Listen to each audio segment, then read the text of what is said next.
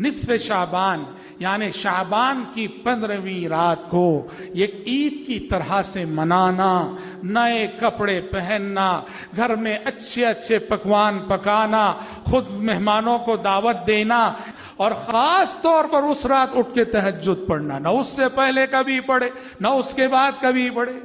खास तौर पे 15 शाबान का रोजा रखना, न उससे पहले रोजा रखे न उसके बाद रोजा रखे, ये मना है। ये रोजा भी मना है, ये तहज्जुद भी मना है। जैसे जुमा के सिलसिले में आप सल्लल्लाहु अलैहि वसल्लम ने फरमाया कि खास जुमा के दिन रोजा, सिर्फ जुमा की रात तहज्जुद, इससे आपने मना किया है। बिल्कुल यही मामला 15वीं शाबान का भी।